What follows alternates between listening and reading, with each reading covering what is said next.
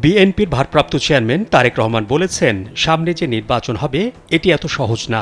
এই নির্বাচন বাংলাদেশের যে কোনো নির্বাচনের চেয়ে অনেক কঠিন হতে যাচ্ছে। মানুষের ধ্যান ধারণার পরিবর্তন হয়েছে। কেউ যদি কোনো ভুল করে থাকে তাহলে একজন নেতা হিসেবে তাকে সঠিক পথে নিয়ে আসা আপনাদের দায়িত্ব।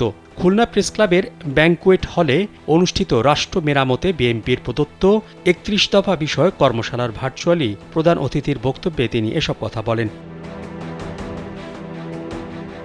তারেক রহমান নেতাকর্মীদের উদ্দেশ্যে বলেন, বিএনপির সকল ক্ষমতার উৎস জনগণ। দল তখনই ক্ষমতায় যেতে পারবে যখন জনগণের সমর্থন পাবে। নেতাকর্মীদের সকল কর্মকাণ্ড হচ্ছে বিএনপির আগামী দিনের ভবিষ্যৎ। জনগণের সঙ্গে থাকুন, জনগণকে সঙ্গে রাখুন। বাংলাদেশের জনগণের আস্থা বিএনপির ওপর আছে, এটি ধরে রাখার দায়িত্ব সকলের।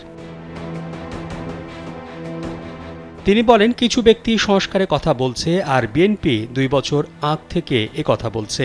বিএনপি দেশ ও দেশের মানুষের কথা চিন্তা করে। ৩১ দফা তারই প্রমাণ। এই দফা শুধু বিএনপির নয়, বাংলাদেশের পক্ষে গণতান্ত্রিক সকল দলের। ৩১ দফার সকল কিছু জনগণের মাঝে নিয়ে যেতে হবে, জনগণের ঘরে ঘরে পৌঁছে দিতে হবে। একই সঙ্গে বিএনপির প্রতি জনগণের আস্থা যে কোনো মূল্যে ধরে রাখতে হবে।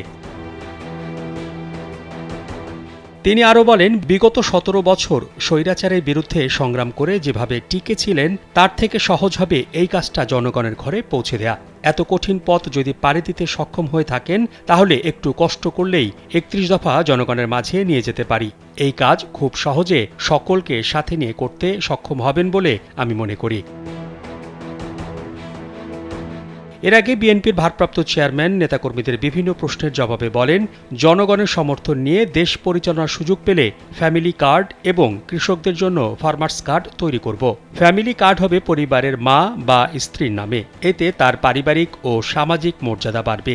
একই সঙ্গে কৃষকদের জন্য ফার্মার্স কার্ড করা হবে, যা প্রতি মৌসুমে কৃষকদের সার, বীজ বা আর্থিক সহযোগিতা প্রাপ্তিতে সহযোগিতা করবে।